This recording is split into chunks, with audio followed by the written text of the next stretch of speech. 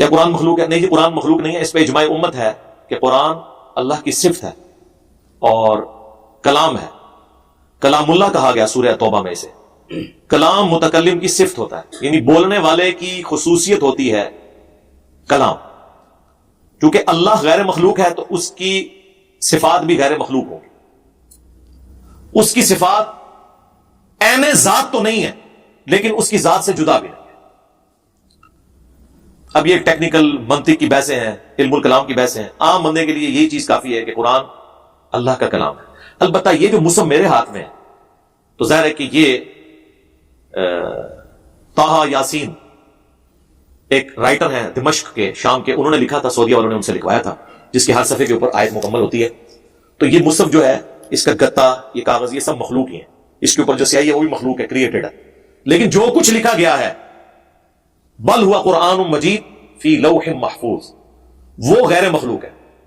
لیکن لوح محفوظ خود مخلوق ہے، اس پر جو لکھا گیا اللہ کا کلام، قلم، اس کی سیاہی، وہ بھی مخلوق. لیکن جو کلام لکھا گیا وہ غیر مخلوق.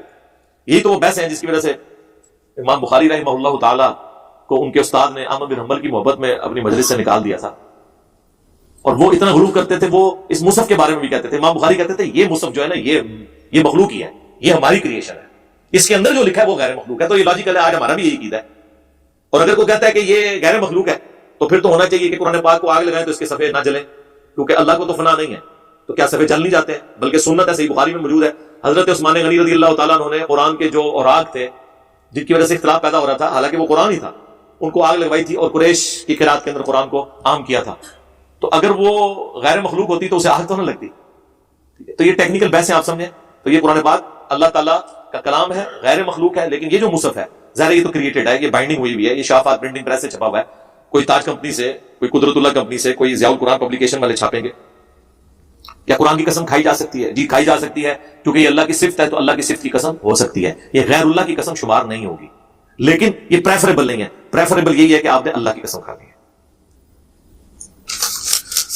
اگر آپ خود کو حسینی کہتے ہیں تو پھر نظام باطل کی جو حکومت ہے اس کے قوانین کے پابند کیوں ہیں؟ اس لیے کہ میرے بھائی حضرت یحییٰ علیہ السلام اور حضرت زکریا علیہ السلام تو رومنس کی حکومت میں زندہ رہے، اسی میں انہیں موت آئی. وہ ٹیمپل آف سلیمان، ہیکل سلیمانی میں بیٹھ کے اپنی خانقاہ سلیمانی میں دعوت توحید کا کام کیا کرتے تھے. انہوں نے تو باطل نظام سے کوئی نہیں ٹکرایا اور نہ نظام کو بدلا ہے. انہوں نے لوگوں تک توحید کی بات پہنچائی تاکہ جب میرے پاس ایسی اسٹرینتھ ہو پھر باطل کے ساتھ ٹکرایا جا سکتا ہے. جو بات کے لوگ پھر ٹکرائے تو آپ نے اس وقت کو دیکھنا ہے. تو باطل نظام، آپ جس باطل نظام کو سمجھ رہے ہیں، باطل نظام سے آپ کے فوراً مراد جو ہے وہ اسٹیبلشمنٹ یا سیاسی پارٹیاں آ جاتی ہیں. یہ باطل نظام نہیں ہے. باطل نظام صدیوں کے فرقے ہیں. باطل نظام وہ بابے ہیں جنہوں نے ایک اللہ، ایک رسول، ایک قرآن کے ماننے والوں کو اتنے فرقوں میں بانٹ دیا. تو ان کے خلاف دنیا میں ایک ہی پلیٹ فارم ہے جو اٹھا ہوا ہے. ہم ہی تو باطل نظام کے خلاف اٹھے ہیں. جب امت نماز نہ پڑھے، جب امت کی توحید ٹھیک نہ ہو، اس کو اسلامی نظام دے کے آپ نے کیا کرنا ہے؟ کیا بریلوی جب چوری کرے اور اس کے ہاتھ کٹ جائیں تو ہاتھ کٹتا ہی وہ یا علی مدد کہنا یا شیخ عبد القادر جیلانی مدد کہنا چھوڑ دے گا؟ تو اسلامی سزا نافذ کرنے سے کیا اس کے عقیدے میں فرق پڑ گیا؟ کیا اہل حدیث کے جب ہاتھ کٹیں گے چوری کرنے پہ تو اس کے بعد وہ ناسبیت چھوڑ دے گا اور وہ مولا علی کا ماننے والا ہو جائے گا؟ عقیدے کی تطہیر جو ہے وہ نیریٹو سے، ڈاکٹرن سے، بیانیے سے، قرآن و سنت کے دلائل سے ہوتی ہے. نظام بدلنے سے کچھ نہیں ہوگا.